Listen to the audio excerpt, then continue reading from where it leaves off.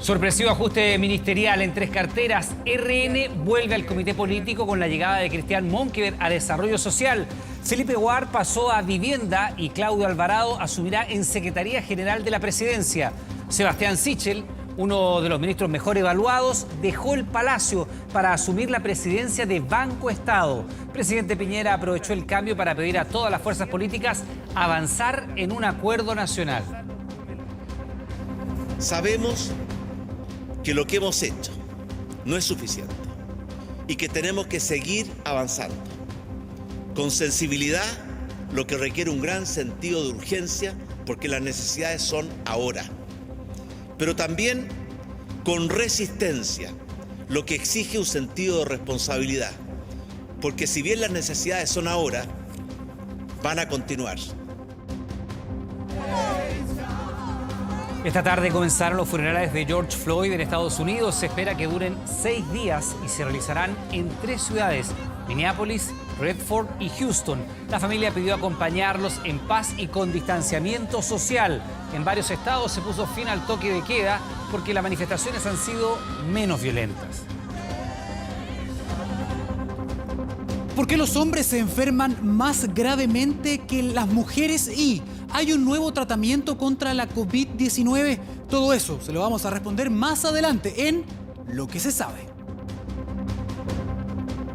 No hay acuerdo y se rompió la relación entre Blanco y Negro y sus jugadores. El plantel continuará cobrando el seguro de cesantía.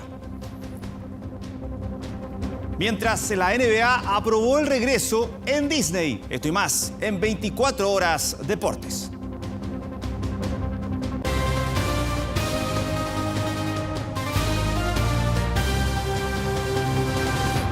¿Qué tal? ¿Cómo están? Buenas noches, bienvenido a las noticias. En medio de la emergencia sanitaria, el presidente Piñera concretó en esta jornada un sorpresivo ajuste ministerial. Marcado por los enroques, 3 ministros salieron de sus actuales cargos. 2 de ellos asumieron en nuevas carteras y uno salió del gabinete para encabezar Banco Estado. Bueno, ¿quiénes son? Vamos a partir de inmediato revisando, por supuesto, esta infografía. Está Cristian Monkever, quien representa el retorno de RN al comité político. El ministro, allí está, por supuesto, Monkever dejó el Ministerio de Vivienda y Urbanismo y se convirtió de esta forma en el nuevo ministro de Desarrollo Social. ¿Quién lo va a reemplazar en Vivienda? Bueno, Felipe Ward, UDI, que se despidió de la Secretaría General de la Presidencia, una cartera que desde hoy va a ser encabezada por el también UDI, Claudio Alvarado, quien hasta este lunes se desempeñó como subsecretario de Desarrollo Regional. ¿Cuál fue el movimiento, si usted quiere, más llamativo de toda esta jornada? Bueno, la salida de Sebastián Sichel, quien no alcanzó a cumplir un año como ministro de Desarrollo Social. Y no solo eso, él tenía una de las mejores evaluaciones. Sichel va a asumir la presidencia de Banco Estado, pero la pregunta surgió de inmediato. ¿Por qué el ministro mejor evaluado del gobierno sorpresivamente tuvo que decir adiós al gabinete? Escoltado por su equipo de subsecretarios y en silencio. Eran los momentos previos al anuncio de la salida del gabinete de uno de los ministros mejor evaluados del equipo de gobierno, Sebastián Sichel, hasta hoy titular de Desarrollo Social. Tras una activa presencia mediática en donde se caracterizó por explicar los anuncios del gobierno, su figura se alzó según diversos estudios de opinión. Pero este jueves, sorpresivamente, su nombre comenzó a figurar como una posible baja del ajuste ministerial. Quiero comenzar estas palabras agradeciendo muy sentida y sinceramente a Sebastián Sichel, quien asume la presidencia del Banco del Estado, que cumple una fundamental labor económica y social de apoyo a las micro, pequeñas y medianas empresas. ¿Por qué Sebastián Sichel, el ministro mejor evaluado, sale de la moneda? El no militar en ningún partido oficialista provocó que no tuviera respaldo de Chile Vamos, un ministro que asumió un rol clave en el acuerdo nacional que busca el gobierno, pero esta semana en una de sus intervenciones, abriendo espacio a la eliminación del CAE, causó ruido y molestia en el gobierno. Mira, 2 cosas. A mí me carga vetar temas per se. Lo que no sé porque no conozco bien lo que se está trabajando por Renovación Nacional u otro, pero lo veremos en la mesa y si se enmarca dentro de estas 3 cosas puede ser parte de la conversación. El hecho pudo ser el causante del frío gesto de despedida entre el ministro del Interior y el ahora ex Desarrollo Social. Meterse o pelearse con el ministro de Hacienda en cualquier gobierno trae costos políticos, y en el caso de Sichel me parece que la explicación va por ese lado. Y por otro, Sichel no tiene partido político, por lo tanto no tiene quien lo defienda. Sichel desocupó su despacho en La Moneda, las cajas eran llevadas hasta las oficinas de la presidencia de Banco Estado, institución que tiene un rol fundamental para empujar los créditos y ayudar a las micro, pequeñas y medianas empresas en medio de la emergencia económica que genera la pandemia. Un rol clave, pero menos visible.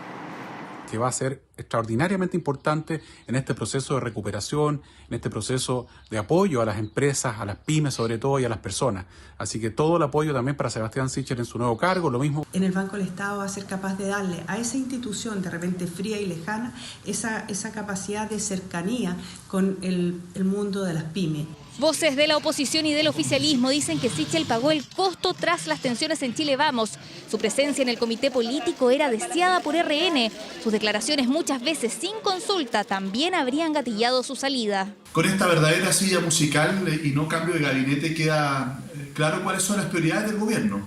Lo que busca es resolver los problemas políticos del interior de Chile Vamos. En relación a la salida del ministro Sichel, una vez más el hilo se corta por lo más delgado y los ministros independientes terminan sufriendo los costos de los enroques que muchas veces piden los partidos políticos. Los partidos políticos tienen ahora la preeminencia, no los independientes. De hecho, sale un independiente, el mejor evaluado en el Gabinete en Desarrollo Social. Es en el peor momento de la pandemia en el que el presidente Piñera tiene que intervenir, pero no en la gestión de la pandemia, sino en los conflictos que tiene su coalición política. El ahora exministro Sebastián Sichel cerró su jornada con pizzas, conversaciones, reuniones y fotos con su equipo.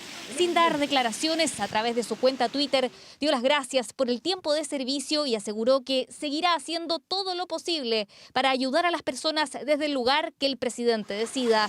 Agradeció a su equipo en el ministerio, quienes lo acompañaron hasta el final, los casi 12 meses en el Palacio de la Moneda. Bueno, de esta manera, con Sichel fuera de La Moneda y tras los enroques que decidió el mandatario en las otras carteras, la instancia en donde se adoptan las decisiones de planificación y coordinación más relevantes del gobierno sufrió varias modificaciones. Estamos hablando, por supuesto, del comité político, que ¿cómo queda conformado ahora? Bueno, no hay variaciones en quienes lideran y el equipo político quedó económico, por supuesto, liderado por Gonzalo Blumel, quien se mantiene como ministro del Interior. Ignacio Briones como ministro de Hacienda, si usted quiere, ahí estamos viendo el corazón de La Moneda. Ambos son miembros de Evópoli. En la Secretaría General de Gobierno, la vocera Carla Rubilar continúa en ese cargo. Ella es independiente, pero tiene un pasado, usted lo sabe, en Renovación Nacional.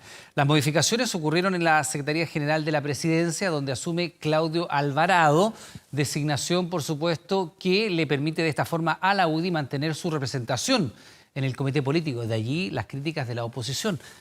El peso de los partidos más que de las personas. Y atención con Cristian Monkeberg, que como lo venía exigiendo el principal partido de gobierno, que es Renovación Nacional, se integra a esa importante instancia tras asumir en el Ministerio de Desarrollo Social. Se espera que su presencia descomprima de alguna manera el ambiente que hay en Chile Vamos, ajustes que fueron calificados como maquillaje por parte de la oposición. Algunos de sus líderes habían solicitado en días previos la salida de Jaime Mañalich.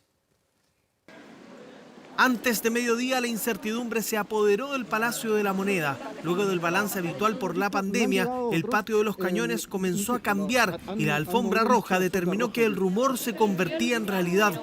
Nuevo ajuste ministerial. Poco a poco llegaron los representantes de las distintas carteras para un cambio marcado por los enroques. Felipe Ward Edward, Sebastián Sichel Ramírez, Cristian Monkeberg Brunner. 3 ministros renunciados y el comité político remecido, uno donde Renovación Nacional pedía hace semanas tener representación, petición escuchada por el presidente Piñera que llevó a Cristian Monkeberg al Ministerio de Desarrollo Social. El Ministerio de Desarrollo Social es de un tremendo desafío, evidentemente con pena por dejar un tremendo ministerio como es el Ministerio de Vivienda y Urbanismo.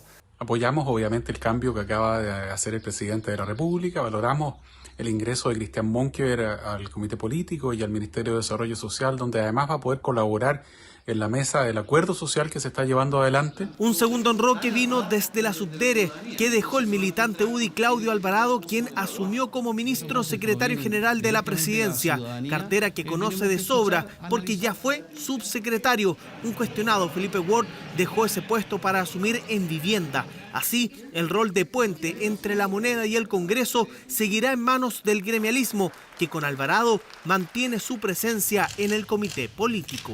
Llega un gran ministro que tiene mucha experiencia en SECPRES, así que están en buenas manos y obviamente que nosotros vamos a enfocarnos ahora 100% en trabajar por entregar soluciones rápidas. Las personas esperan soluciones rápidas hoy día en materia de vivienda. Es como un regreso a casa. El gran desafío es la interacción con el Parlamento, hacer coincidir nuestras visiones para enfrentar la realidad que actualmente vive el país, y qué mejor que hacerlo en acuerdo con todos los sectores políticos. Para nosotros fue un poco sorpresivo el cambio de gabinete porque pensamos que el equipo político se había afiatando. Sin embargo, no tenemos ninguna duda de que lo van a hacer increíblemente bien. Felipe Ward, por su lado, en vivienda. Lo mismo Claudio Alvarado en SECPRES, que es una persona que ya conocía ese cargo. Es necesario potenciar a nuestro equipo para enfrentar la pandemia, los acuerdos y todo lo que está viviendo nuestro país. Ajuste en el comité político que para la oposición solo busca solucionar las diferencias internas que existen en Chile Vamos. En vez de asumir la necesidad de rectificar las áreas críticas de su gobierno en que se han cometido errores para enfrentar la crisis, el presidente se concentra en resolver el balance de poder entre los partidos de gobierno.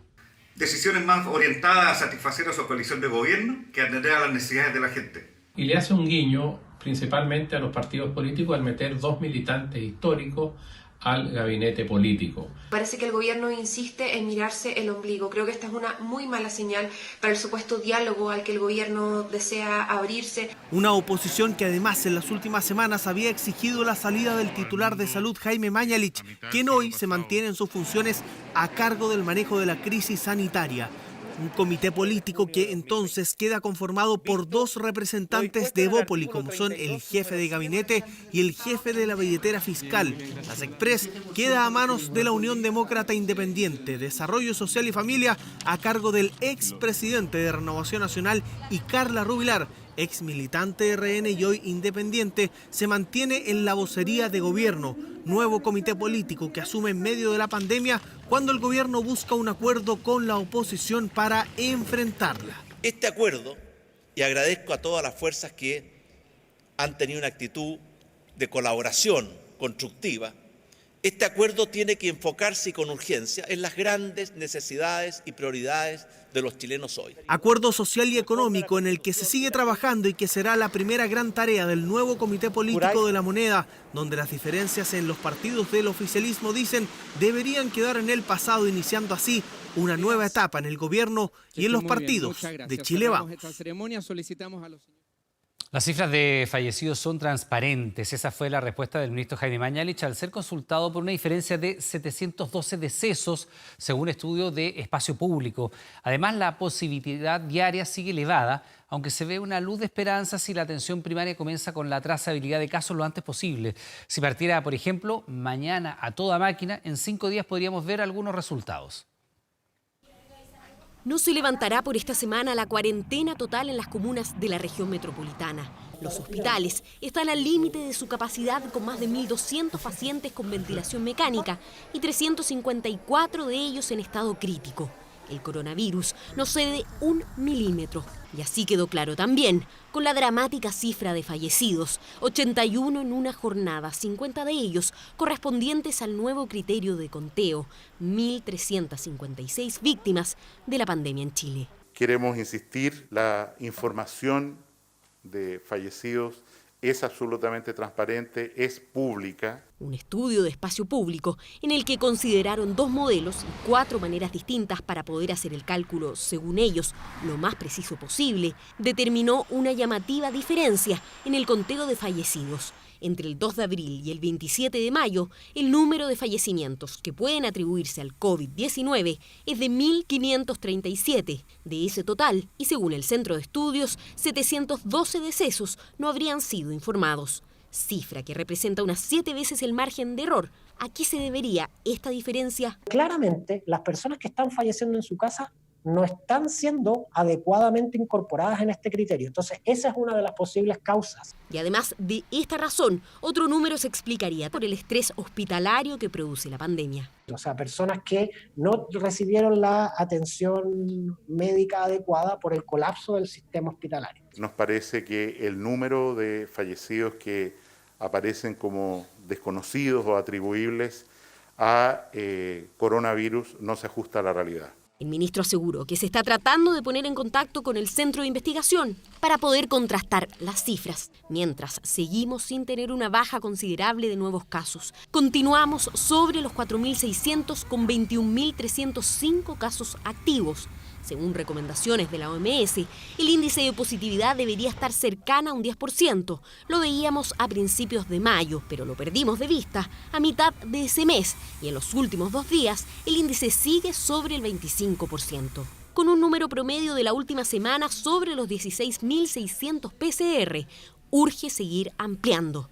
En la medida que más se testea, va a ir disminuyendo este índice de positividad. Hoy día, con la cantidad de casos que tenemos, que es muy alta, alguien que tiene los síntomas de una infección por coronavirus, desde ese minuto hay que empezar a actuar. O sea, lo que no hay que hacer es esperar el resultado de la PCR.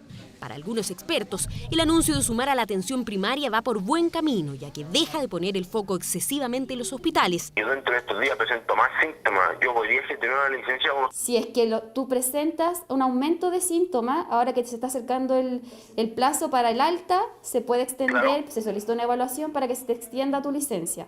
La detección temprana de los contactos de los contagiados y así frenar la transmisión del virus es, en este momento, una labor urgente. Pero para ello, la inyección de recursos también es determinante. Puede ser un antes y un después en disminuir la transmisión y lo que nosotros llamamos es cerrar la llave que está generando los casos. Tú comprenderás que no podemos poner eternamente ventiladores. Si tú piensas que parte mañana, efectivamente, a los 5 días, ya debería verse una mayor baja en la transmisibilidad que con la sola cuarentena. Una vez identificados los casos, el aislamiento es fundamental. En esa etapa de la batalla contra el coronavirus entran las residencias sanitarias, que ya son 136 en total, 8.231 cupos, que deberían seguir creciendo hasta superar los 10.000 en la región metropolitana. Bueno, la verdad es que son cientos los vendedores ambulantes que no respetan la cuarentena en Santiago. De hecho, esta mañana Carabineros fiscalizó tradicionales barrios comerciales y comprobó en terreno la compra y venta de productos que no son de primera necesidad.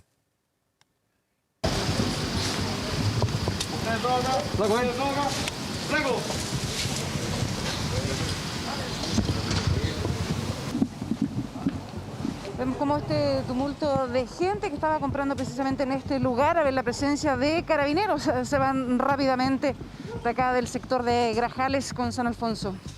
Y esa es la tónica, ya casi como un juego, aparece carabineros y se van, pero no del todo, porque se ocultan a la espera que desaparezcan.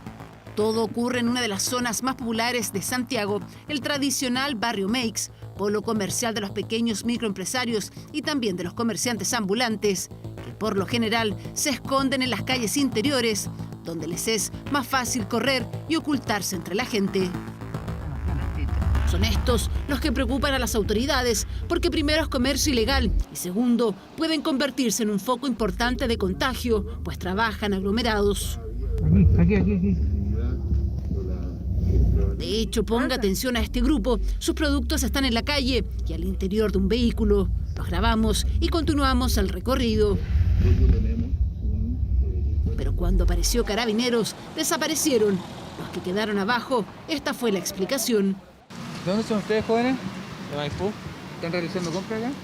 Pero para nosotros sí, o para después vender por redes sociales. Ya. Con su permiso, ¿cierto? Sí. Sí. Ya. Si ahora estamos esperando que llegue el auto. ¿Y dónde lo tienen? No, lo pedimos, pero no ha llegado. ¿Cuál es su nombre? Documentos y papeles, todo en orden. 10 minutos después, seguían ahí, pero se escondieron. Preferible mejor que guarden sus cosas y entren. Lo sorprendo nuevamente.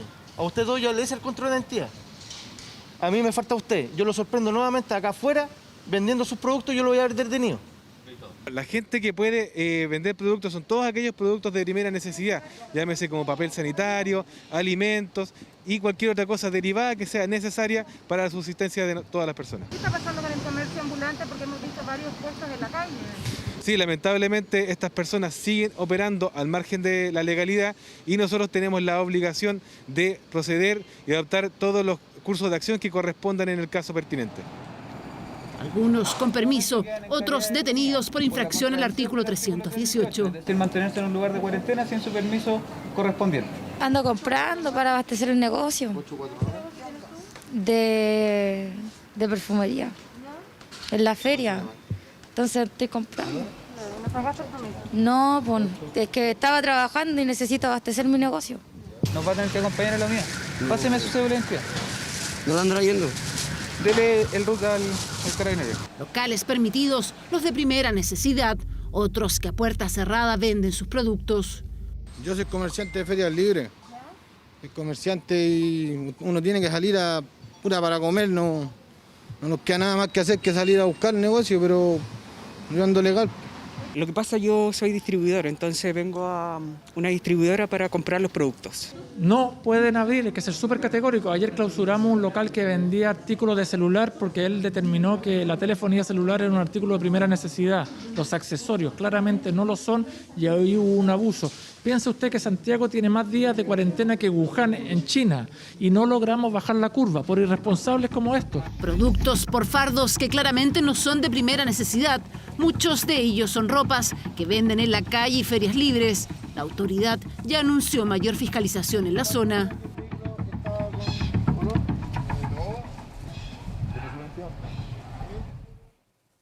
Hogares de ancianos irregulares, extranjeros en carpas afuera de sus consulados, albergues y los CITES. Bueno, todos estos lugares se han convertido en los principales focos de contagio y también de propagación del COVID-19.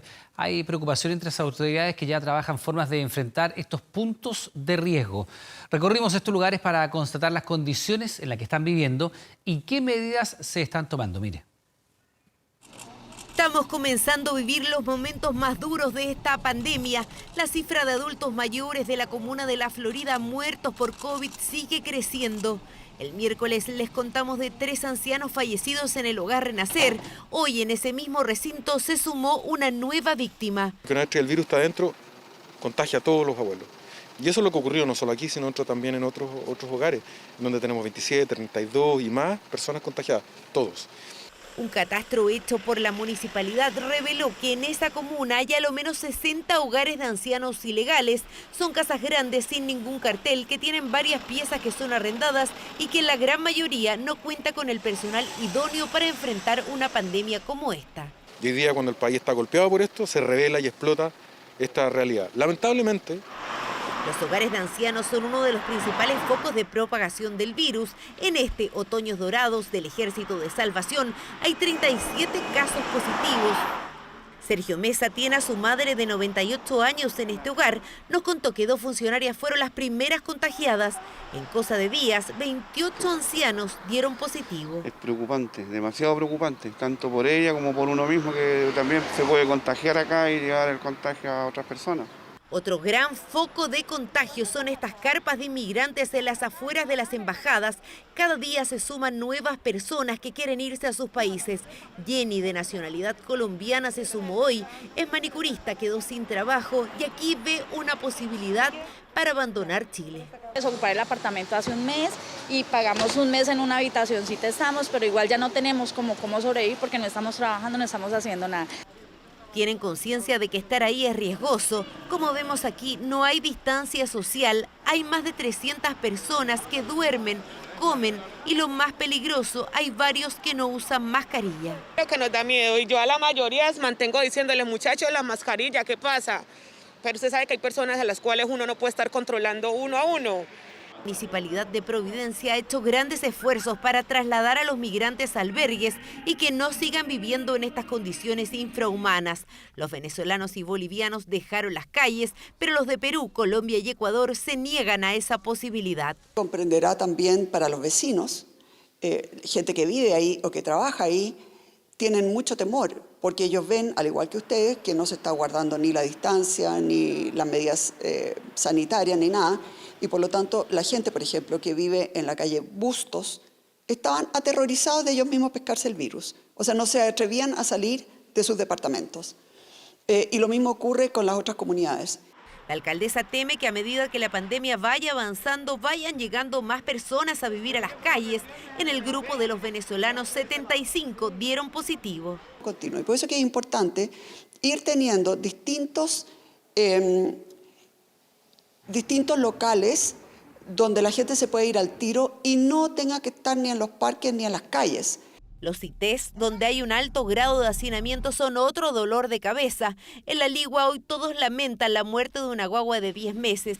27 personas están a la espera de sus resultados PCR. No ha confirmado ningún compatriota de esta mía que están con coronavirus. Todavía está en proceso, toman temperatura, por el momento estamos tranquilas. Vemos que quedan 3 personas ahí en cuarentena obligatoria en el domicilio y la municipalidad se va a hacer cargo de la sanitización del lugar. En la comuna de Santiago se están realizando test rápidos a todas las personas que viven en los CITES. Se están sanitizando periódicamente esos lugares. Las viviendas los sacamos y los llevamos a hospitales sanitarios. Y junto con eso estamos constantemente llamándolos para saber cómo va la evolución. La subsecretaria Paula Daza se reunirá con los alcaldes de las comunas donde hay un mayor número de casos para pedirles que de manera sistemática vayan dando cuenta de los focos de riesgo para trasladar a los contagiados a las residencias sanitarias. Es un pilar fundamental en la contención del coronavirus y de esa manera poder juntos invitar a las personas a trasladarlas a residencias sanitarias. Son estas medidas las que nos ayudarán a bajar la curva de contagios para que el virus se estanque y no se siga propagando. Y en la misma jornada en que se cumplen 10 días de manifestaciones, comenzaron los funerales en honor a George Floyd. Las ceremonias se extenderán por cerca de una semana y en 3 ciudades de Estados Unidos. Esta jornada estuvo marcada por un nuevo descenso de la violencia en las calles y nuevas críticas al presidente Donald Trump.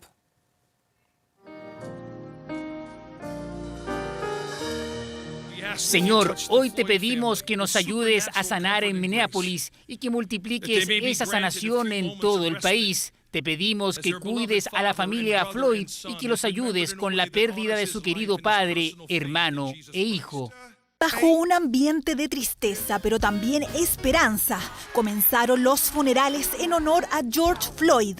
Su brutal muerte causada por un oficial desencadenó un movimiento en Estados Unidos y el resto del mundo que exige justicia para su familia y el fin del racismo y la brutalidad policíaca. Mientras la mayoría de los oficiales de policía hacen su trabajo de manera correcta y con valentía, es innegable que muchos afroamericanos no tienen confianza en el sistema de justicia penal estadounidense. Esto tiene que cambiar. El primer día de sus funerales se llevó a cabo en Minneapolis, a donde había llegado a vivir hace algunos años para buscar un mejor futuro. La ceremonia fue de carácter privado y contó con la presencia de su familia, amigos y cercanos. Mientras tanto, en las calles del país, cientos de miles de personas lo conmemoraron con lienzos, pancartas y coreando la canción Apóyate en mí de Bill Withers, la que ya se ha convertido en un himno de las protestas.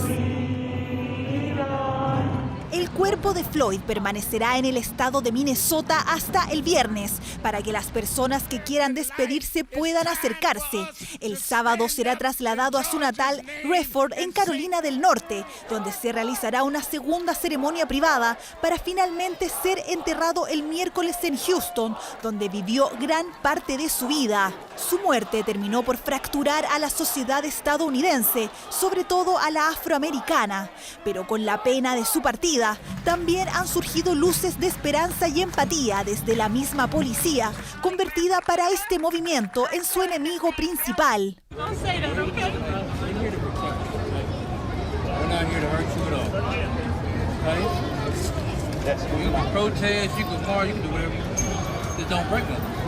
Para la familia y amigos de Floyd, las acciones de Donald Trump estarían desviando la atención desde la necesidad de una reforma nacional hacia una demostración de su propio poder como presidente. Hace unos días vi a una persona parada frente a una iglesia sosteniendo la Biblia en su mano. Me gustaría que abra esa Biblia. Para cada sesión hay un tiempo y propósito, y creo que es nuestro trabajo dejar que el mundo sepa lo que nosotros vemos en las calles de este país. Las palabras hacen referencia a la imagen del mandatario a las afueras de la Casa Blanca, sosteniendo una Biblia y asegurando que hará cumplir la ley y el orden. Una postura apoyada por su administración y el encargado de justicia a nivel nacional. Estamos lidiando, como yo digo, con el fermento de una bruja de muchas y diferentes organizaciones extremistas.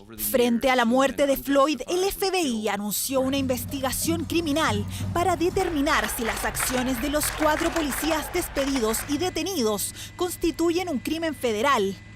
Mientras con el correr de las horas, las protestas violentas, incendios, barricadas y saqueos han dado paso a masivas manifestaciones pacíficas.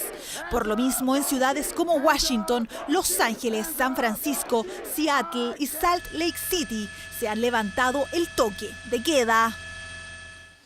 Y de regreso a nuestro país, pasajeros de un vuelo de Santiago a Punta Arenas denunciaron que el avión en el cual viajaron venía repleto. Y fíjese que dicen además que existió nulo distanciamiento social durante más de 3 horas. Desde la Dirección de Aeronáutica Civil aseguran que, pese a la pandemia, no existen disposiciones particulares para las aeronaves, solo recomendaciones que quedan a criterio de cada aerolínea. Estamos hoy día 3 de junio, siendo las 9:30. Y así viene el vuelo de LAN. Se quejaban de un vuelo incómodo y no era por las turbulencias. No sé por qué te hacen separarte 1 metro si vienen todos juntos.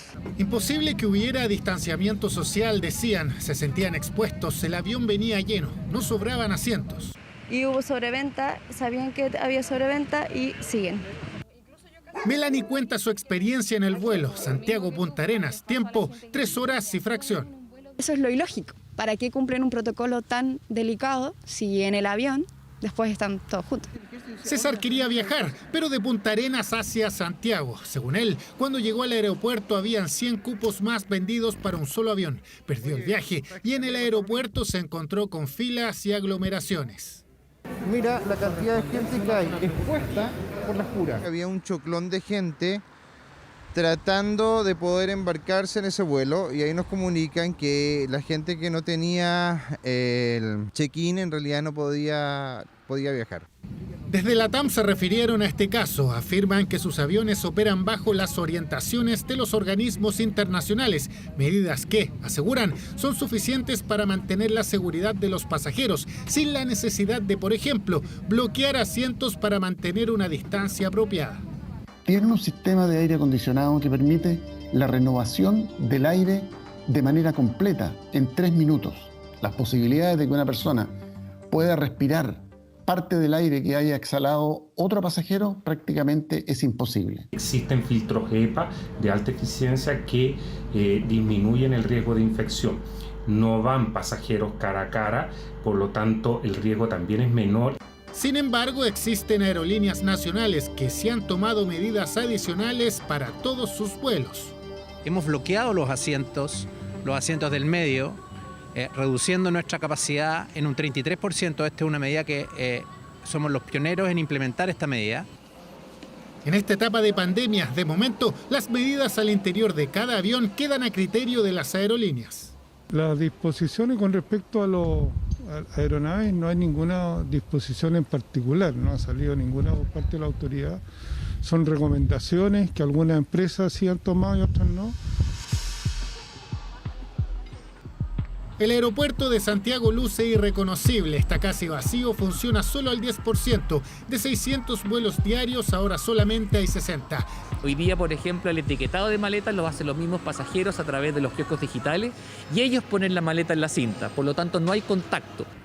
Antes de abordar, hay protocolos activos. Es importante diferenciar una aglomeración común a la que se produce dentro de un avión, dado que todos los pasajeros han sido revisados en una aduana sanitaria para ver si cumplen o no con los requisitos para viajar, que no tengan medidas de aislamiento activas y que no tengan síntomas. Pasajeros de un vuelo de la TAM desde Santiago y Iquique también se quejaron porque no existía distancia social. Según especialistas, en cualquier viaje, las principales recomendaciones son usar mascarilla, lavarse las manos y, si es posible, evitar ir al baño. Los efectos prácticos están nada más que en el autocuidado. No sé por qué te hacen separarte 1 metro si vienen todos juntos. Hasta 30 años llevan algunos parlamentarios en el Congreso. Muchos de ellos, sin embargo, no podrán postular nuevamente a sus cargos luego que se aprobara el límite a la reelección. Una ley que también se aplicará a los alcaldes que no podrán estar más de 12 años en el puesto. Una posible ley express se está barajando para eximirlos en los próximos comicios, pero por ahora casi un centenar de jefes comunales se deben olvidar de una nueva candidatura. En 1990 se reabrió el Congreso Nacional, año en que Patricio Aylwin recibió la banda presidencial. Chile retornó a la democracia y junto al flamante mandatario arribaron a Valparaíso los primeros parlamentarios electos, iniciando así la llamada transición. El Parlamento necesariamente debe estar conformado por parlamentarios electos por voluntad popular. Jorge Pizarro, uno de ellos, llegó en el 90 y por 8 años se convirtió en diputado. El Congreso jamás ha ido porque luego por 22 se transformó en senador. Los pasillos del Congreso Nacional durante largos años han visto a los mismos diputados y senadores, Bianchi, Girardi, Navarro, Coloma, por ejemplo. Eso hasta la próxima elección.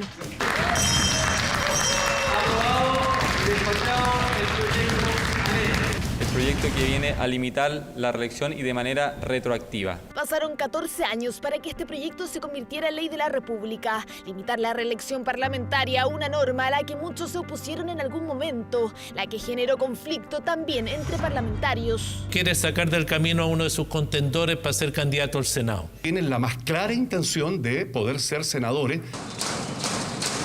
Iniciativa acelerada por el estallido social bajo la consigna "hay que oxigenar la política". Por fin hemos aireado lo que estaba descompuesto, que es la eternización del poder de algunos políticos. Hay que devolver la confianza de los chilenos en que la política puede ser un instrumento para el servicio a las personas. La ley establece que los diputados solo podrán ejercer su cargo por 3 periodos consecutivos, o sea, 12 años, y los senadores por hasta 2 periodos, sumando 16 años en total. Así, 13 senadores y 37 diputados no podrán repostular a sus actuales cargos. Muchos de ellos fueron consultados por TVN, muy pocos quisieron dar su opinión. Hay vida después del Congreso. Tendremos que decidir qué vamos a hacer. Me encantaría hacer un programa radial de entrevistas y conversación política. En mi caso, volver a ejercer mi profesión de abogado.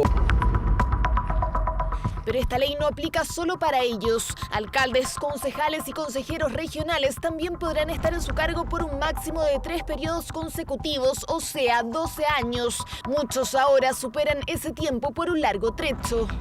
La autoridad designó al profesor Sadi Melo Moya del Partido Socialista como titular de la comuna del Bosque. Considerando que las próximas elecciones municipales son el 2021, en total para esos comicios, 96 alcaldes y alcaldesas en todo el país no podrán repostular a su cargo.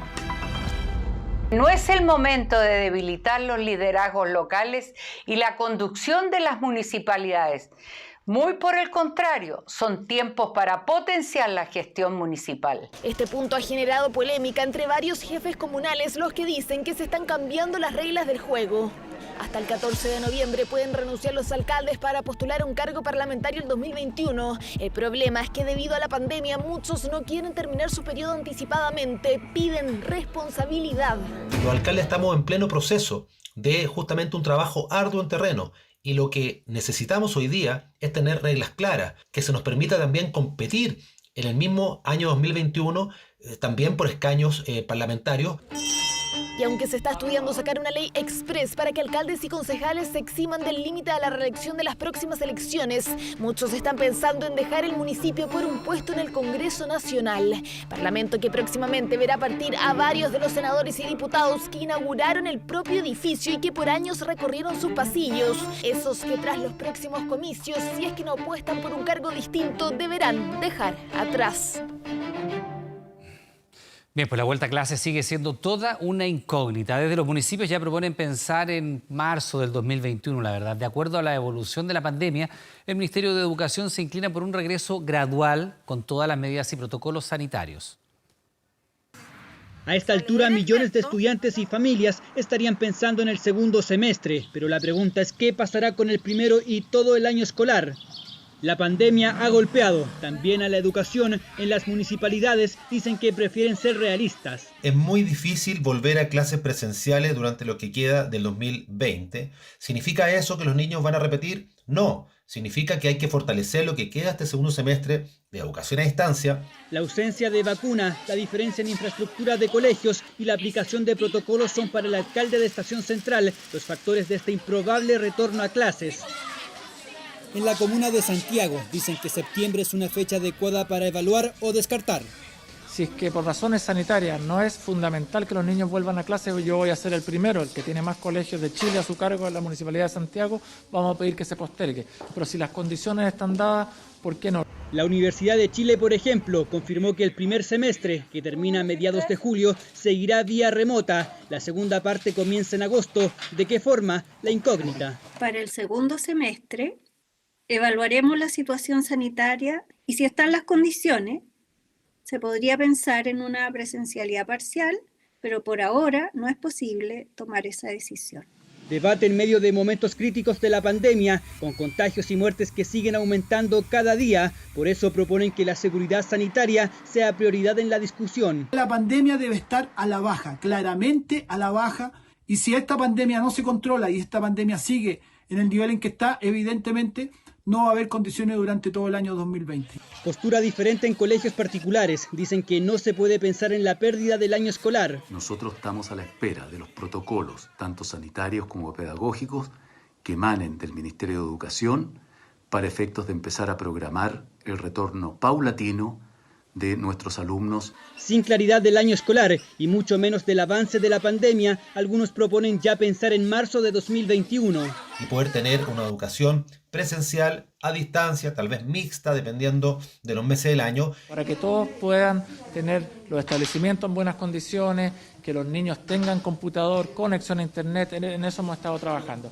En el Ministerio de Educación prefieren apostar por un retorno gradual. Consideramos fundamental el retorno gradual a las clases presenciales, precisamente para aquellos niños y jóvenes que hoy día están quedando al margen del proceso educativo porque no están en condiciones de recibir la educación a distancia que otros sí están recibiendo. Posición diferente a la de municipios, lo cierto es que fechas no hay, quedará en manos de cómo evoluciona la crisis sanitaria. A través de un proyecto de ley, un grupo de legisladores busca que los alimentos próximos a vencer de supermercados y el retail sean donados a los sectores más vulnerables antes de ser desechados. Actualmente en Chile funcionan al menos 3 bancos de alimentos que hace años rescatan productos para ir en ayuda de quienes más los necesitan. Miren.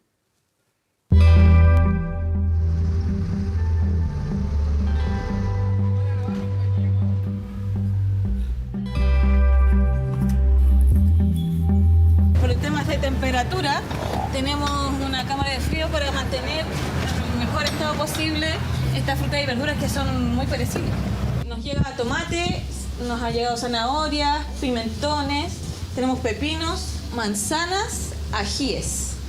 Estas imágenes corresponden al mes de marzo de 2020, antes de las cuarentenas, mascarillas y del estado de catástrofe. Así lucían las bodegas del Banco de Alimentos de Lo Valledor, lugar donde se reciben las frutas y verduras que ya no están aptas para la venta y que van en ayuda de distintas fundaciones. Casi 3 meses después retornamos al mismo lugar. Las bodegas hoy lucen más vacías. Es que la necesidad ha aumentado, también las fundaciones que solicitan ayuda al Banco de Alimentos, pero las donaciones escasean. De hecho, en este momento tenemos una lista de espera, la cual esperamos en algún momento poder ingresarlos para que también se vean beneficiados, porque está mucho la necesidad, hay mucha hambre, hay mucho desempleo. Si este banco recuperaba en promedio 60 toneladas de alimentos en un mes normal, con la realidad actual esa cifra se ha visto reducida a un número cercano a 25 toneladas. El problema es que hoy son más las personas que recurren a ellos para solventar ollas comunes y comedores solidarios. Nosotros tratamos de abastecer los días domingos a todo lo que la gente más que pueda. Pero te digo, se nos hace difícil, se nos hace complicado. Nosotros salimos a la calle a pedir para esta gente. Es triste la realidad de Chile, pero antes no se veía esto tan a voces, pero ahora está en toda la esquina. Uno ve en toda la esquina gente que está pidiendo, gente que está en la calle. Este grupo de vecinos hoy llegó hasta Lovalledor a probar suerte para su olla común. Aquí ya no dan abasto con las solicitudes. Actualmente trabajan con 66 fundaciones. José Luis es parte de Mingaco, una organización medioambiental que hoy funciona como puente entre Lovalledor y vecinos de San Bernardo. Nosotros nos llevamos el alimento recuperado para preparar alimentos a la fundación, para los voluntarios, teníamos jornada con Scout, entonces preparábamos comida. Y como no estamos teniendo esa jornada, decidimos el alimento que recuperamos, repartirlo a las personas que lo están necesitando en estos momentos, en ollas comunes. Actualmente en Chile no existe una ley que obligue a supermercados o locatarios a donar los productos que están próximos a vencer. Por eso un grupo de legisladores pide urgencia al proyecto de recuperación de alimentos. En lo que se trata que los productos, por ejemplo, incluso que pudieran tener una fecha de vencimiento, antes que esa fecha comprometa calidad nutricional o calidad desde el punto de vista de seguridad alimentaria, puedan ser reutilizados y no desperdiciados. De esta manera creen se podría llegar a sectores vulnerables, organizaciones sin fines de lucro o incluso aumentar la cantidad de comida que hace 17 años rescata la red de alimentos. A partir de la semana pasada y por los próximos 30 días más o menos, vamos a distribuir lo que antes distribuíamos en 4 o 5 meses.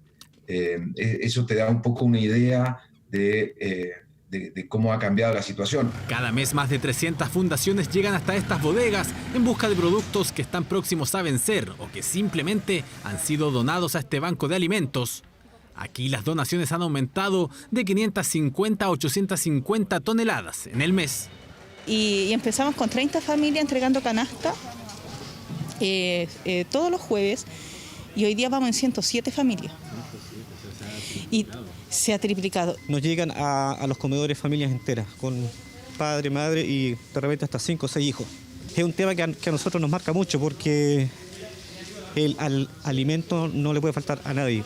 Es por fundaciones como la de Luis o la de Ana María que urge poner prioridad a proyectos como estos. En la red de alimentos también miran a restaurantes, hoteles y casinos. Me enfocaría mucho más en trabajar en los códigos sanitarios para que la comida que ya ha sido procesada pueda ser distribuida. Nos movemos a San Bernardo. En esta casa los alimentos rescatados esta mañana por José Luis en Lovalledor se limpian, pesan y distribuyen.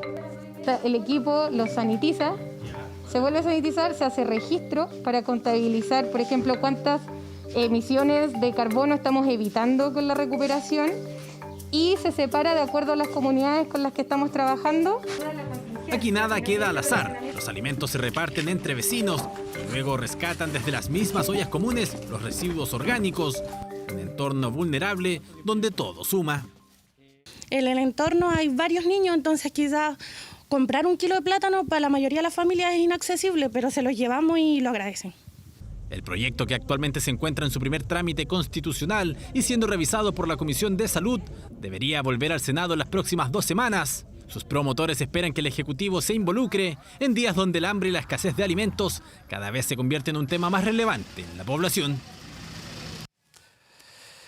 Bien, pues ya estamos junto a Daniel Silva para revisar, como todas las semanas, Daniel, lo que se sabe del COVID-19. Y conversando fuera de cámara, usted me decía, tengo un dato interesante sobre cuánto más se enferman los hombres que las mujeres. ¿Es verdad? Buenas noches. Muy buenas noches, Iván. Buenas noches a todos ustedes. Claro, empezamos esta sección para responder y ponernos al día con la ciencia, los estudios que hay. Y una cosa muy relevante cuando empezamos esto, ¿Sí? Por eso se llama lo que se sabe, porque aquí no hay verdades absolutas. Este es un virus que lleva solo 5 meses, un poquito más en el planeta, y los científicos están quebrándose la cabeza para poder entender. Por lo tanto, hay información que aparece publicada en revistas y que a la semana siguiente en otra revista puede ser un resultado controvertido. Sí, nosotros vamos a estar políticas siempre que avanzan y después retroceden, no la hemos visto. Efecto péndulo. Por eso que vamos a estar siempre entregándole esta información. Comenzamos entonces con la pregunta, señorita directora, la misma que nos hacía don Iván Núñez. Cuando empezamos esta sección la vemos a continuación. ¿Los hombres se enferman más que las mujeres?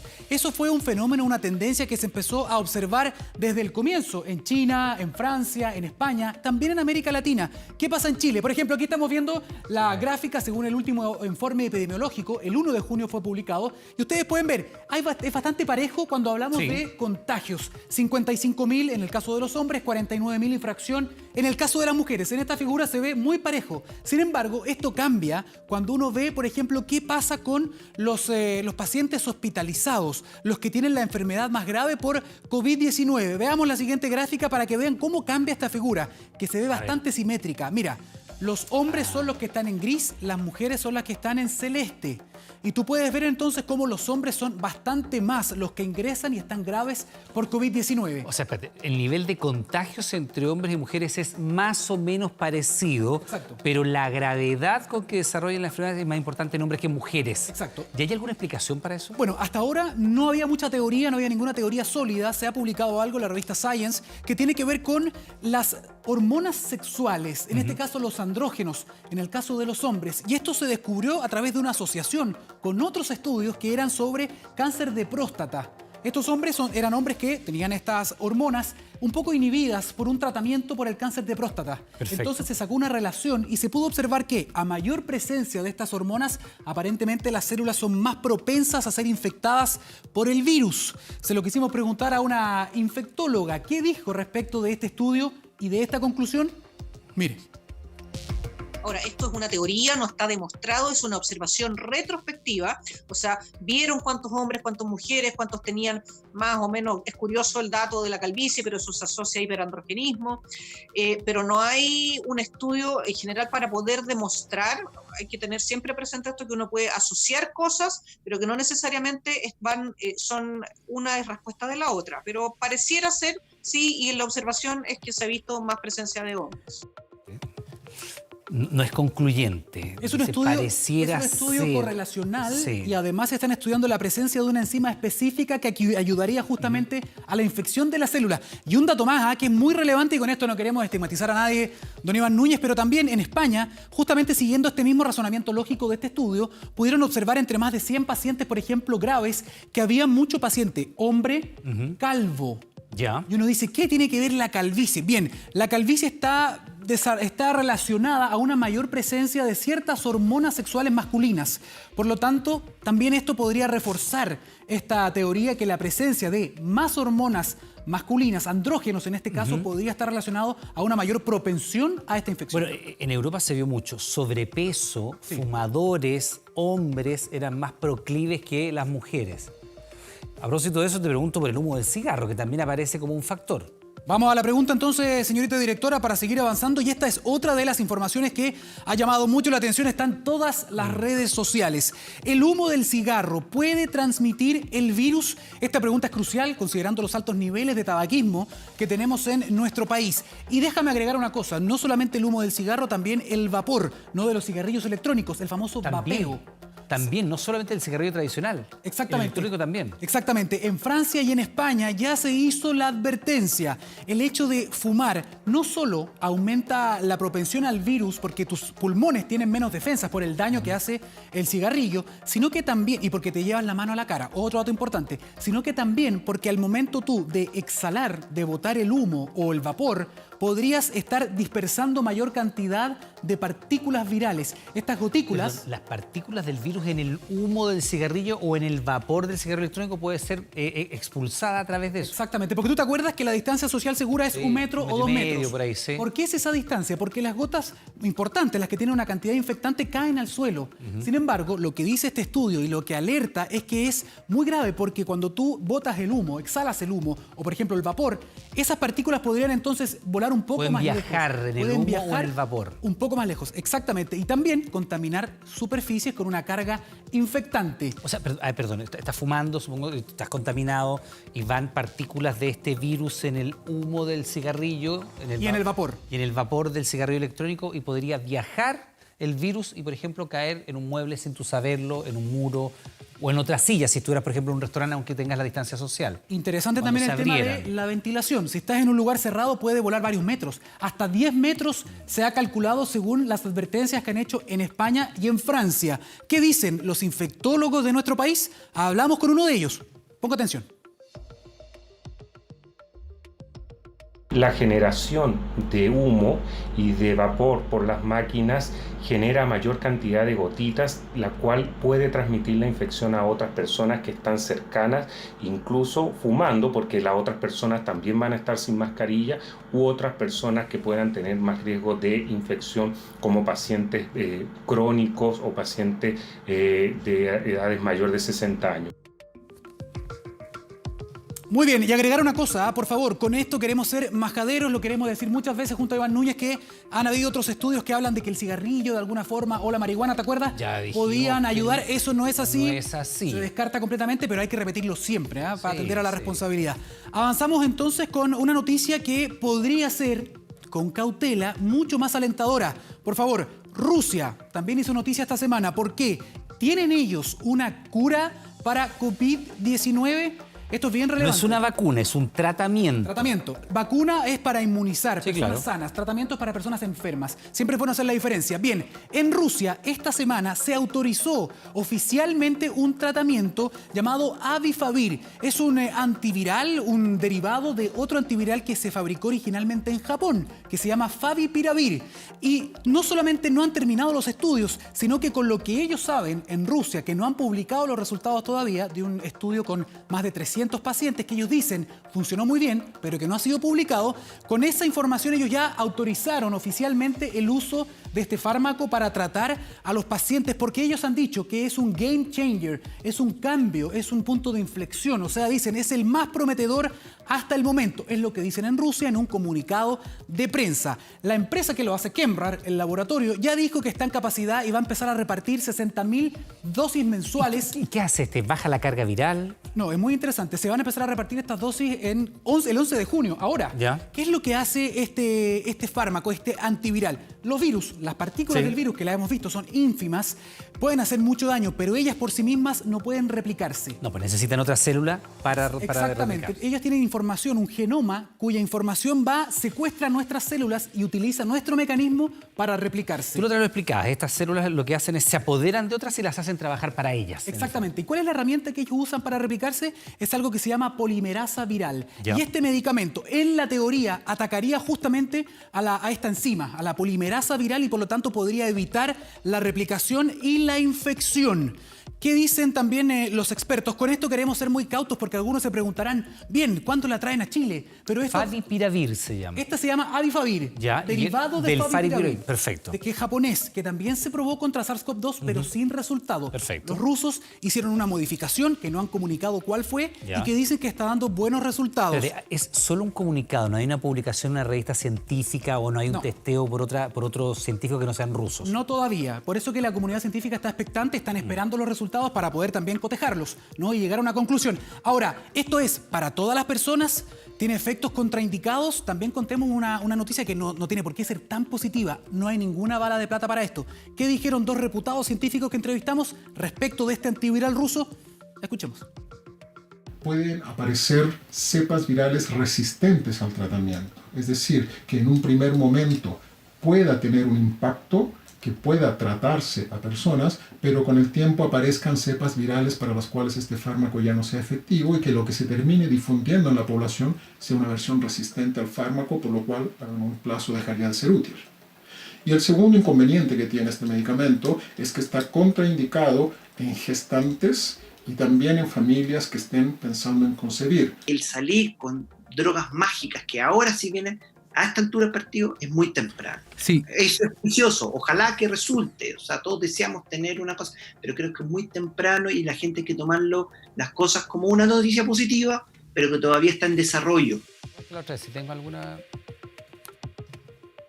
Bien, ahí está la respuesta. Entonces queremos bajar un poquitito las expectativas porque falta evidencia. Y bastante escepticismo en los dos especialistas en Chile. Hablan de es raro que aparezcan drogas mágicas a esta altura, es muy temprano todavía, hay que testear más. Es que se sigue estudiando, siguen las fases clínicas, pero aún así en Rusia al menos están tan confiados que ya se dio la autorización para repartirlo a nivel de tabletas orales. Seguimos avanzando porque no solo Rusia tiene buenas noticias o noticias posiblemente auspiciosas respecto de tratamientos. Mire, ¿qué tratamiento respalda la OMS. Hace más de un mes ya que la OMS comenzó un tratamiento mundial llamado Solidarity o Solidaridad. ¿Y cuáles son los tratamientos, las drogas que ellos están probando y que están llamando a más países para que se sumen y puedan probar esto de manera controlada? Porque lo que hoy se necesita es juntar evidencias, acumular evidencia y resultados para saber si efectivamente alguno de estos puede servir. ¿Cuáles son los 4 tratamientos que está probando la OMS? Tenemos una gráfica ahí y le podemos mostrar justamente cuáles son estos tratamientos que se están probando y que están siendo apoyados por la OMS. Vamos a empezar con uno de ellos. Mientras esperamos esa gráfica, tenemos, por ejemplo, el Remdesivir, que lo hemos comentado, ¿cierto? Sí. Lo hemos comentado varias veces, que ha dado buenos resultados. ¿Qué tenemos también, por ejemplo? El Lopinavir y el Ritonavir, que es una mezcla de antivirales que se usaban contra el VIH.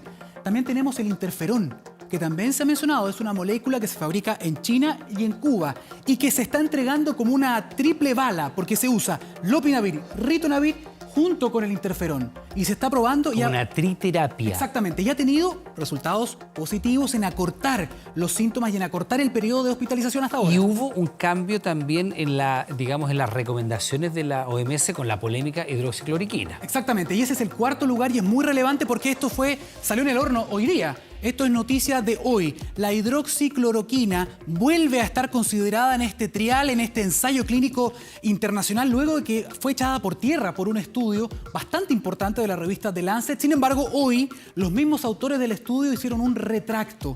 Por lo tanto, queremos saber qué está pasando, cuál es el avance de estos tratamientos, y para eso estamos a esta hora en contacto con José Peña. Él es asesor de medicamentos, de tratamientos y también de vacunas para la OPS y la OMS en América Latina. Don José, muy buenas noches. Buenas noches, Daniel. Buenas noches, Iván. Bueno, muchas gracias por el contacto. Con relación a lo que se comenta, primero señalar que a mí me gustaría hacer un contexto general y decir que hoy tenemos en desarrollo prácticamente 2.000 estudios científicos relacionados con 200 intervenciones. Por lo tanto, lo que se ha dicho hasta hoy día de antivirales, antirretrovirales, interferón y otros, la verdad que es una fracción de la gran investigación que se está desarrollando actualmente. Efectivamente, el estudio que está en curso de OMS considera la hidroxicloroquina y la verdad es que la semana anterior o a finales de mayo tuvimos esta situación producto de una publicación en el Lancet, que es una revista de gran prestigio, en donde se decía en buenas cuentas que aumentaba la mortalidad o la relación o la causalidad de arritmias ventriculares. Por lo tanto, se desechó o se suspendió este brazo dentro del estudio del Solidarity Trials de OMS. Hoy día se reconoce, exactamente la revista lo reconoce, que hubo muchas falencias dentro de este estudio, que es un metaanálisis. Se estudiaron prácticamente 670 hospitales de los 6 continentes. La verdad que hacer un análisis en 6 continentes con esa cantidad de hospitales es una tremenda tarea y hoy día vemos que hay muchas inconsistencias metodológicas, también algunos reparos éticos. O sea, hay una serie de temas que evidentemente ponen en tela de juicio esa publicación y por lo tanto hoy día la OMS ha dicho, bueno, sigamos adelante con nuestra investigación. Don José, aprovecho de preguntarle justamente porque estoy viendo acá, eran 96.000 pacientes que habían observado este tema de las arritmias, que no había un efecto importante en los pacientes graves. Bueno, eso entonces queda fuera de esta película, se vuelve a sumar la hidroxicloroquina en estos estudios. Me gustaría saber qué es lo que sabemos, esta sección se llama así, qué se sabe hasta ahora entonces respecto de la hidroxicloroquina como un tratamiento, al menos en los estudios que usted tiene conocimiento. Bueno, la verdad es que yo quiero ser preciso. Primero, no estoy diciendo que no tenga una relación causal. Puede que sí la tenga, y de hecho un estudio en Brasil se suspendió por la misma razón, que hubo una relación causal con estos problemas de arritmia ventricular.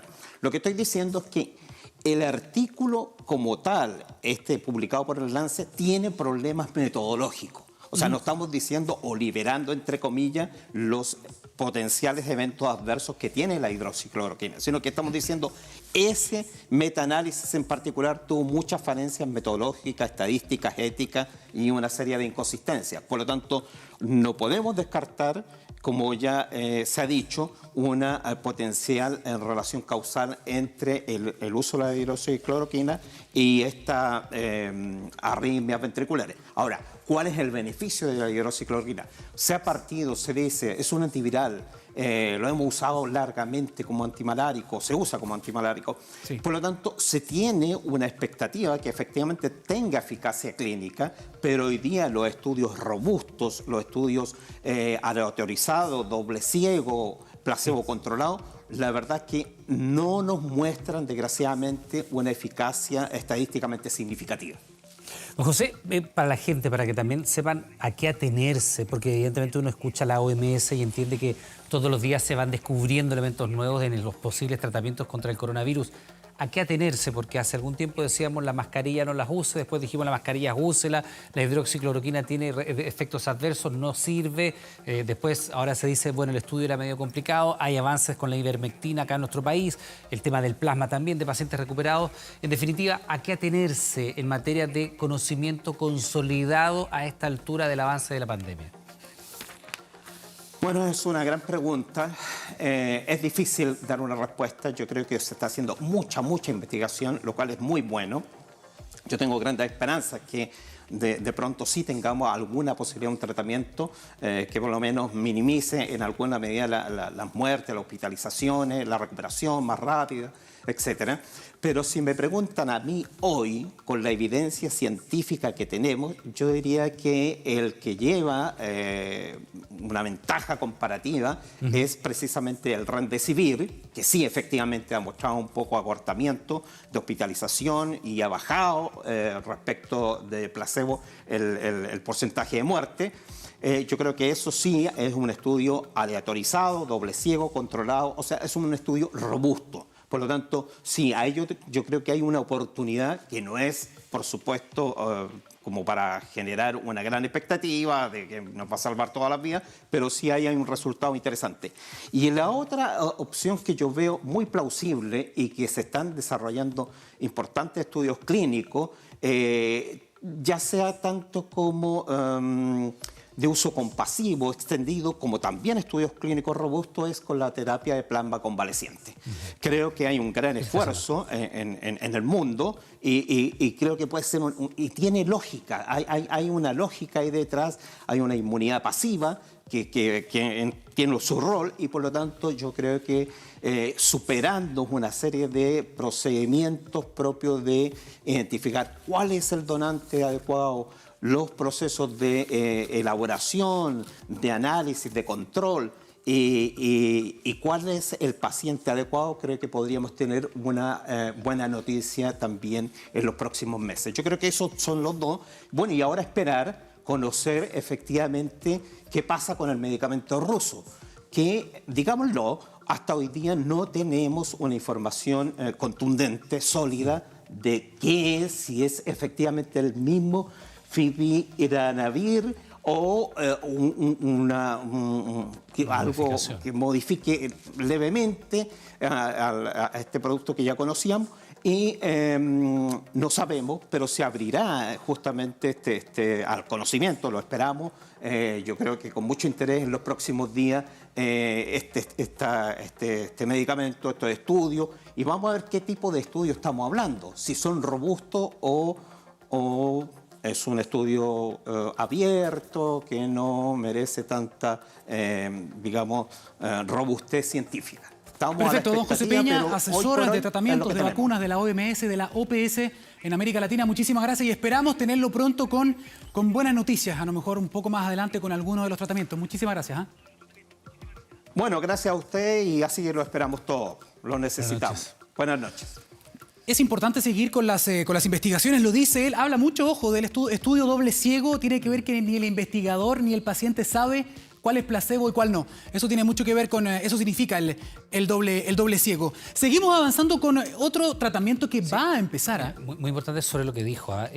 Los conocimientos van evolucionando y lo que hoy día se sabe puede cambiar en algunas semanas más. Entonces también por eso era la pregunta de ¿a qué atenerse? Primero que nada, con calma, esperar que la ciencia vaya consolidando conocimiento para después ir recomendando. Por eso, no hay nada absoluto y por eso nosotros vamos avanzando paso a paso también. Mire, por favor, lo que está viendo en la pantalla, el ibuprofeno. Esto todos lo conocemos, un antiinflamatorio. ¿Podría ser un tratamiento?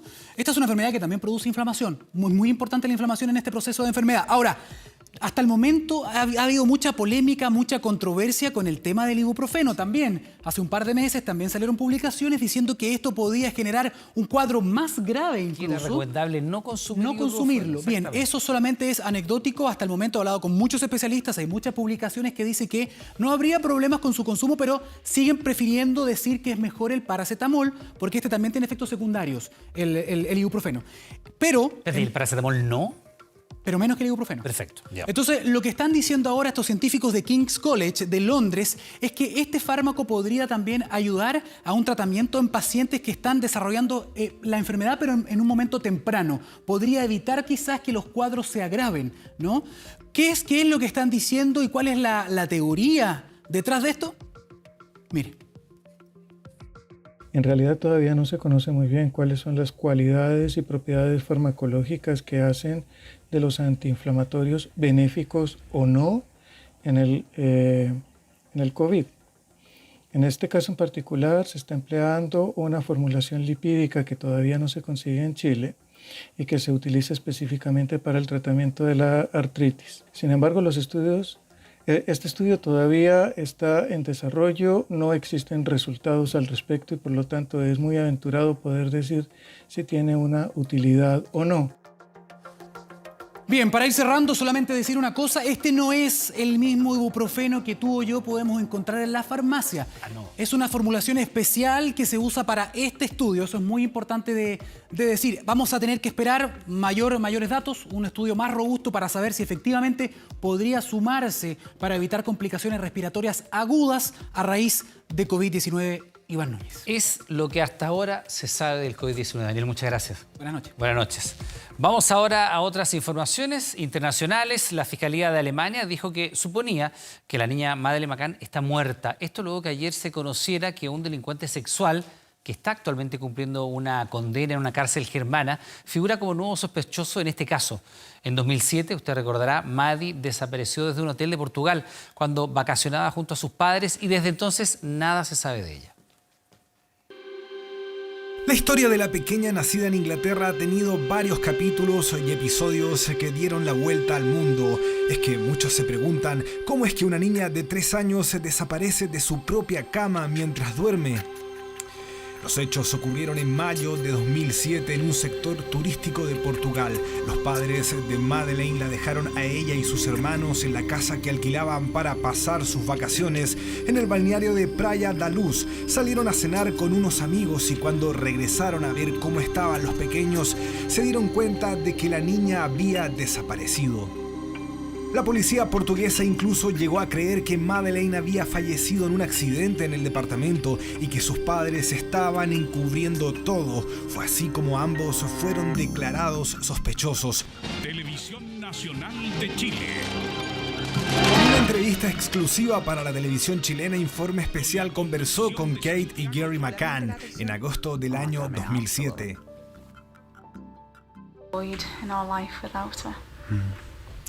I'm sure most people can imagine how bad it was that first night when we discovered her gone, and how terrifying it was, and it is, as most parents would say, the parents' worst nightmare.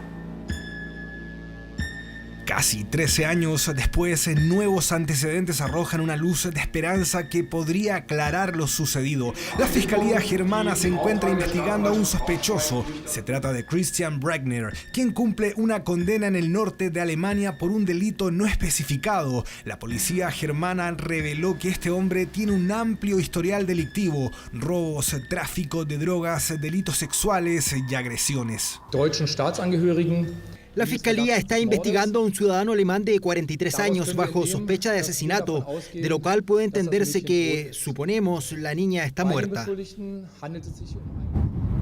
El sospechoso vivió entre 1995 y 2007 en el sur de Portugal, donde habría cometido varios delitos como robos en hoteles y apartamentos, incluso la violación de una anciana estadounidense.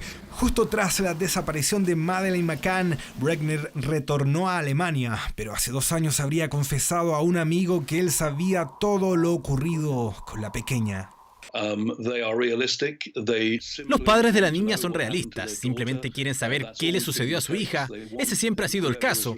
Quieren que el responsable de su desaparición sea llevado ante la justicia. Siguen teniendo esperanzas de que pueda ser encontrada viva. Nunca han renunciado a esa esperanza, ni lo harán, hasta que se presente alguna evidencia que diga lo contrario. La policía busca detalles sobre el sospechoso, incluyendo las llamadas telefónicas que recibió la noche anterior a la desaparición de Madeleine. Otra pista pasa por el cambio de registro de 2 automóviles que el hombre realizó al día siguiente. Una vez más hago un llamado a las personas. Si conocen a este hombre, si han visto a este sujeto y pueden asociarlo con cualquiera de esos vehículos o cualquiera de esos números de teléfono, por favor vengan y cuéntenos. El caso de la pequeña Madeleine ha dado numerosos giros y durante estos 13 años de angustia ha provocado grandes vuelcos y esperanzas. Es que centenares de personas han sido interrogadas, tanto por la policía portuguesa como por Scotland Yard. Es por eso que gran parte de las personas que han seguido este caso por más de una década piden justicia y que se sepa toda la verdad.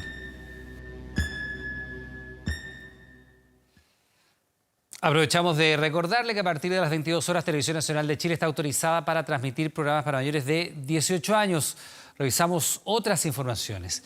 Convertirse en captador de clientes para empresas de distintos rubros, participar en un proyecto de impacto nacional o bien colaborar con la producción de mascarillas. Bueno, esas son las 3 opciones que le mostramos esta noche en Hay Trabajo, un espacio que la televisión pública pone a disposición de los chilenos para que puedan conectar con las vacantes de empleo que están disponibles en nuestro mercado. Presta atención. Un teléfono, conexión a internet y una aplicación. Tiare encontró en esas 3 cosas una herramienta para salir del mal momento, para encontrar un nuevo empleo. Tienes dinero toda la semana, puedes trabajar desde tu teléfono y es lo que se va a empezar a llevar ahora. Con la pandemia su vida dio un vuelco, sus ingresos como vendedora cayeron estrepitosamente y por eso buscó opciones. Así conoció Celit, una aplicación donde los usuarios se transforman en captadores de clientes para empresas de distintos rubros: salud, telecomunicaciones, energía, educación y artículos del hogar. Acá tú ingresas y te dan capacitaciones de todo. Acá está tu cuenta, ¿cachai? Puedes ver las notificaciones que te mandan, las promociones del mes. Ofrece los productos y servicios a su red de contactos. Cuando hay interesados, deriva los datos directamente a la empresa. Si la venta o el contrato se cierra, ella gana una comisión. Trabajo, como te decía, con muchas mujeres y todas son mamás que le compran cosas a sus hijos, leche. Hay niñas que pagan su arriendo y otras que tienen que para pagar la luz, el agua, comprar gas. Entonces este ingreso les viene pero súper bien. La aplicación es gratuita. Entre noviembre y marzo acumularon 6.000 inscritos, pero desde el inicio de la pandemia el número llegó a 23.000 y va en aumento. Lo puedes hacer con baja inversión, necesitas un celular, lo puedes hacer de tu casa y sobre todo este tipo de aplicaciones van a hacer un aporte significativo a la recuperación económica post pandemia. También hay oportunidades en rubros que no se detienen y que necesitan profesionales para desarrollar grandes proyectos. WOM tiene disponibles 60 vacantes para implementar la fibra óptica nacional. Ingenieros, ejecutivos de venta, especialistas en software y soporte de red son algunas de las opciones. Queremos seguir potenciando el despliegue tecnológico. Es por esto que estamos buscando a toda máquina nuevos WOMers, valientes y apasionados, que nos van a ayudar a seguir en la labor de conectar a Chile. Y esta historia es de reinvención y colaboración. La tienda Lugonia cambió la ropa infantil por mascarillas, pero mantuvo su esencia. Con sede en Osorno, esta empresa está buscando a mujeres jefas de hogar que participen en confección y también en el área de ventas. Hoy día tenemos más de 50 cupos disponibles para quienes quieran integrarse a nuestro equipo. Con la necesidad que hoy día tenemos de protección necesitamos un equipo de colaboración muy grande a lo largo de todo Chile. Porque se puede trabajar desde cualquier punto del país. Los materiales se dejan en cada domicilio y luego se retira el producto terminado.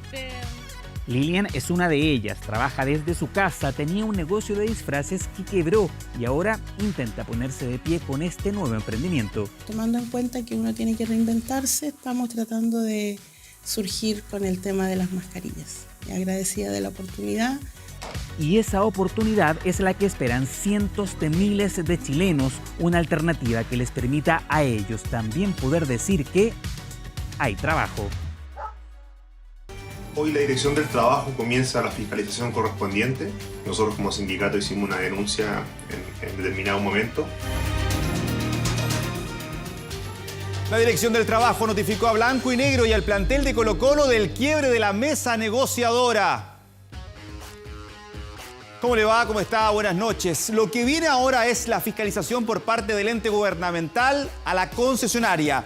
La guerra entre Blanco y Negro y sus jugadores subió de nivel. Mire. Entendiendo que estamos viviendo una catástrofe. Aníbal Mosa ni en su peor escenario pensó que la catástrofe llegaba para quedarse en el Estadio Monumental.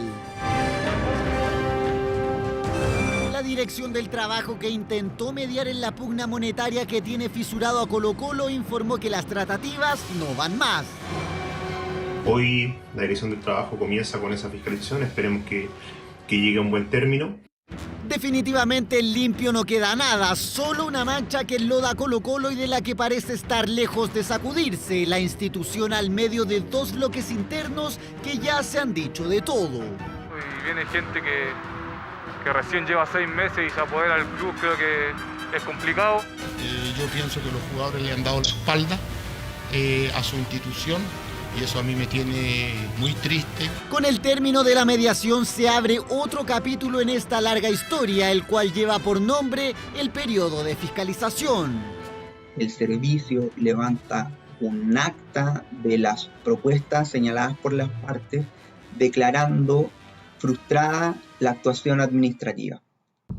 El ente mediador revisará documentaciones, conversará con los involucrados y determinará qué ocurrirá con los 22 días que el plantel albo asegura haber entrenado bajo las órdenes del técnico colocolino. A partir de hoy ya entrenan en sus domicilios con una pauta que hemos elaborado con todo el cuerpo técnico. Plantel cuenta con una estadía guiada en este periodo de cuarentena. Pese a que la Dirección del Trabajo inició el proceso de supervisión, aunque usted no lo crea, podrían haber nuevos diálogos, esta vez directamente entre el plantel y directiva, una chance que desde Macul no descartan. El quiebre en el Cacique no afloja tal como las partes involucradas. El conflicto ahora pasó al siguiente nivel. Están a la espera de la fiscalización que este jueves dio inicio. Por nuestra parte es lamentable, pero es lo que tiene que hacer la Dirección del Trabajo. El que Colo-Colo no haya respetado su última oferta y haya querido fijar en la primera opción que tenía.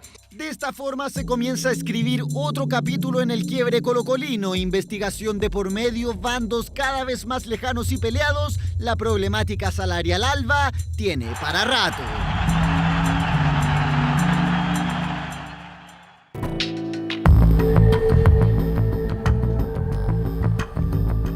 Y el rey Arturo tiene los días contados en Barcelona. Eso es por lo menos lo que dice la prensa española.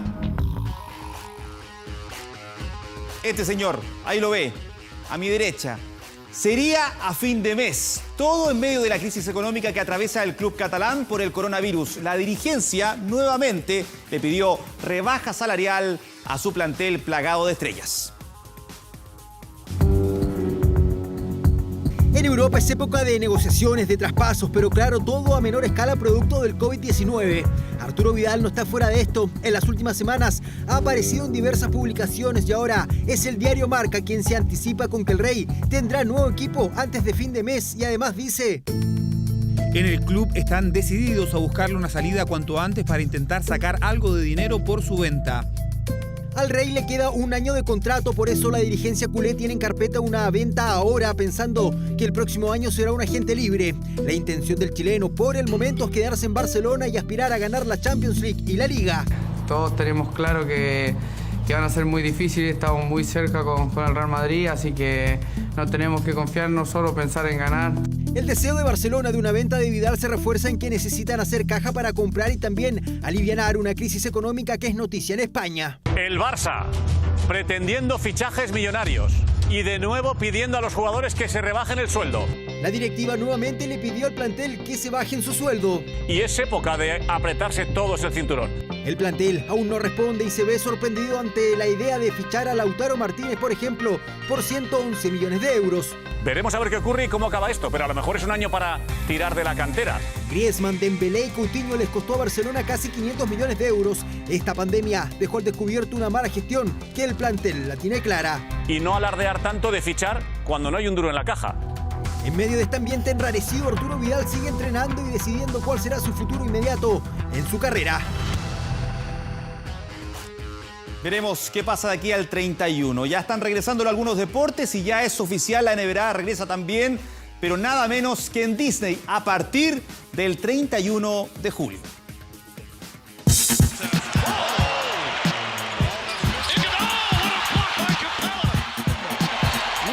La liga, que cuesta $2.000 millones con 12 millones de televidentes por partido. El color, la magia de la NBA quedó en suspenso. El coronavirus puso un manto de dudas desde el 31 de marzo hasta este jueves, tras confirmarse que el retorno del básquet estadounidense será a lo grande.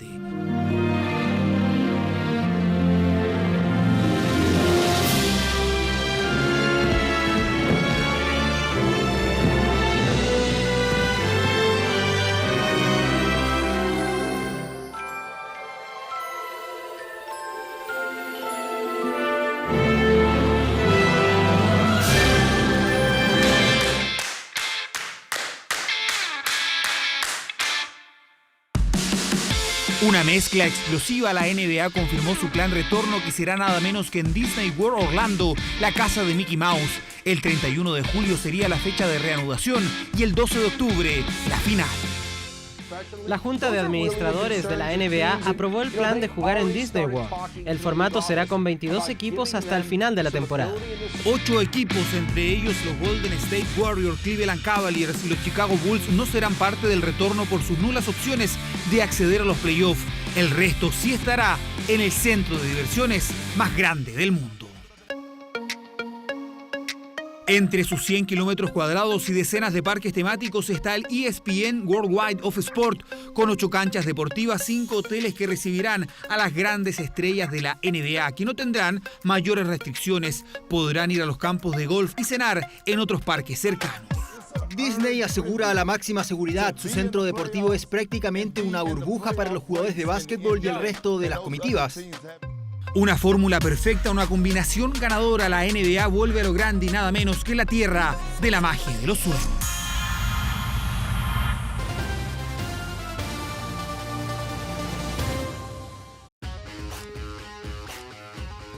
Estamos de vuelta con este señor, con Roger Federer, que según la revista Forbes a sus 38 años es el deportista que más ganó dinero en el último año. ¿Saben en qué invierte? Bueno, gran parte en propiedades. Un exclusivo departamento en Dubái es la gran joya que tiene el suizo. Mire.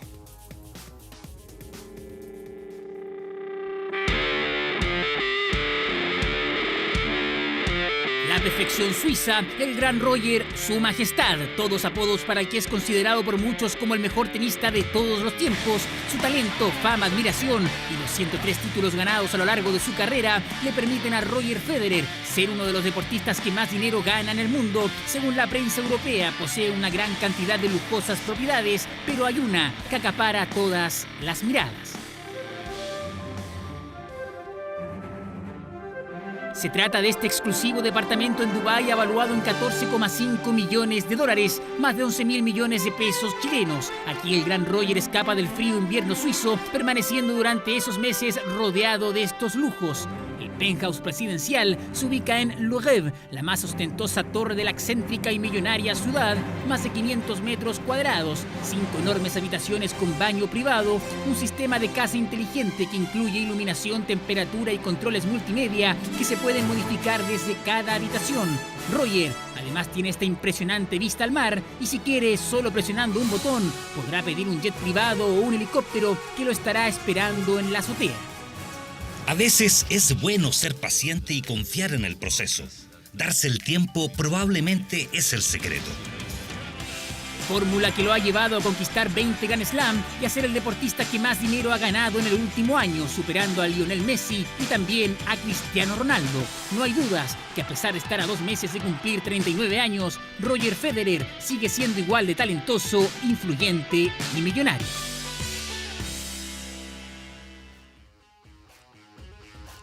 Y este miércoles retornó el fútbol en Portugal y estas imágenes están dando que hablar. En Porto, uno de los equipos más populares de aquel país, jugaba de visita. Los hinchas hicieron un llamado por redes sociales y llegaron hasta la localidad de Barcelós. La polémica es porque no respetaron el distanciamiento social y algunos incluso estaban sin mascarilla. La Federación Portuguesa sigue de cerca este tipo de actitudes en tiempos de pandemia. Y 6 jugadores del Borussia Dortmund cometieron un grave error en medio de los protocolos sanitarios de la Bundesliga. Jadon Sancho, Axel Witsel, Rafael Guerreiro, entre otros, recibieron en su casa al peluquero Fred de Barber, que los atendió sin mascarilla y protocolos de seguridad. Los jugadores ahora deberán mantener cuarentena preventiva y no podrán jugar los próximos duelos de sus clubes. Ahí están con los porfiados de la Bundesliga. Finalizamos esta noche Deportes. Que estén muy bien. Muy buenas noches. Y atención con lo siguiente, porque esta noche los profesionales de la salud serán los protagonistas del nuevo especial de docu-realidad de nuestro canal en Héroes de Hoy. En este espacio vamos a conocer las historias de aquellos que con su gran vocación decidieron arriesgar sus vidas por el bienestar de los demás. Héroes de Hoy, gran estreno esta noche y también mañana viernes, en un ratito más, después de 24 horas central. Presta atención.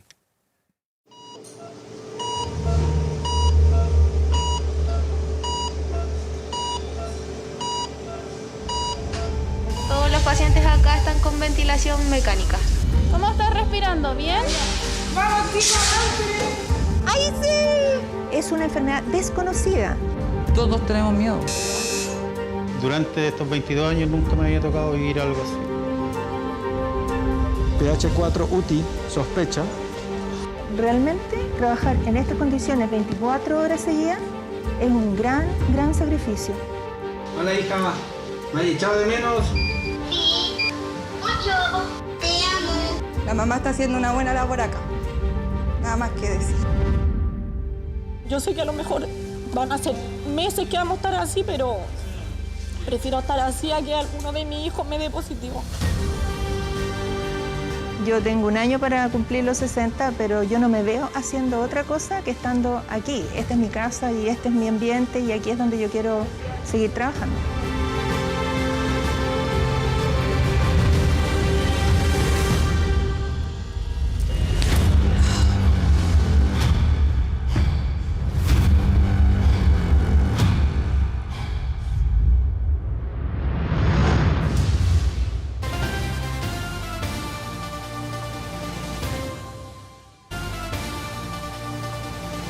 De regreso con la noticia, le contamos que miles de manifestantes en Hong Kong salieron a conmemorar los 31 años de la masacre en la plaza de Tiananmen.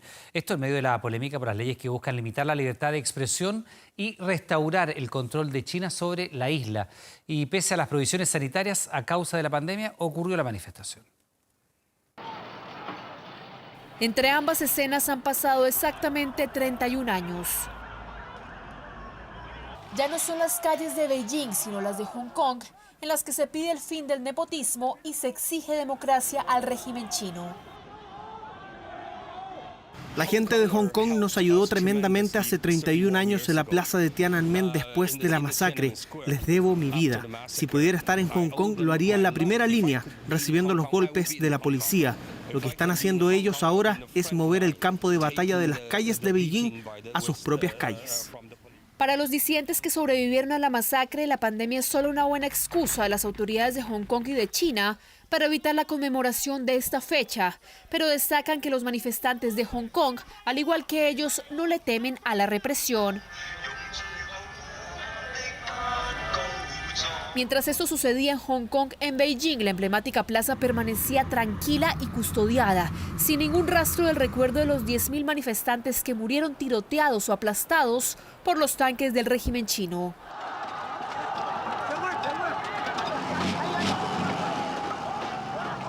A lo largo del día, las iglesias católicas de la ciudad acogieron a los hongkoneses para que pudieran encender sus velas. Y en la Universidad de Hong Kong, los estudiantes rindieron tributo a la llamada Columna de la Infamia, una escultura de hormigón que representa a 50 cuerpos retorcidos para recordar a los que murieron en la represión militar de Pekín. Es una actividad para conmemorar a los que sacrificaron ese 4 de junio y a los que han sido oprimidos por el régimen chino. No confiaremos en ellos la reconstrucción de la democracia. En la base de la estatua, los estudiantes pusieron un letrero en el que exigían al presidente chino Xi Jinping que deje de abusar de la crisis del COVID-19 para acabar con la libertad de expresión, aunque las prohibiciones sanitarias no evitaron que miles de hongkoneses salieran a rendir homenaje a los caídos. Y es que por primera vez en 30 años las autoridades de Hong Kong cancelaron la vigilia argumentando la necesidad de distanciamiento social. Esto en medio de la pandemia en este territorio controlado parcialmente por China, que es el único lugar del gigante asiático en el que se daba algún tipo de conmemoración durante esta fecha. Creo que es nuestra responsabilidad mantener esta ceremonia, porque si no salimos hoy, ni siquiera sabemos si aún podemos salir el próximo año. El aniversario 31 de Tiananmen se da una semana después de que China aprobara esta polémica ley de seguridad que busca ampliar el poder contra Hong Kong, y justamente este jueves legisladores pro democracia de la isla fueron expulsados luego de rociar fertilizante para protestar mientras se debatía el proyecto que busca penalizar las ofensas en contra del himno nacional.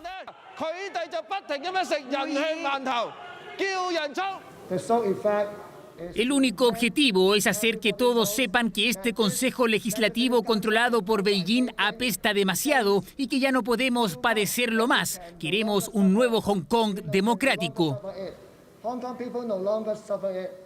3 décadas después de que la brutalidad del régimen chino sofocara las protestas estudiantiles en Tiananmen, los jóvenes de Hong Kong han recogido las banderas de sus predecesores y se han tomado las calles para que sea su lucha por la democracia y no el avance de los tanques los que esta vez ganen la batalla.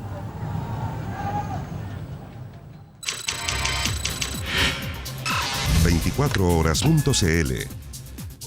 Mucha atención porque una de las medidas sanitarias en que ha hecho hincapié la autoridad para evitar la propagación del coronavirus es el uso de las residencias sanitarias, las cuales tienen habitaciones, baños privados y servicio de alimentación para quienes no tienen dónde pasar la cuarentena, de manera que puedan hacerlo de forma segura para ellos y también para el resto.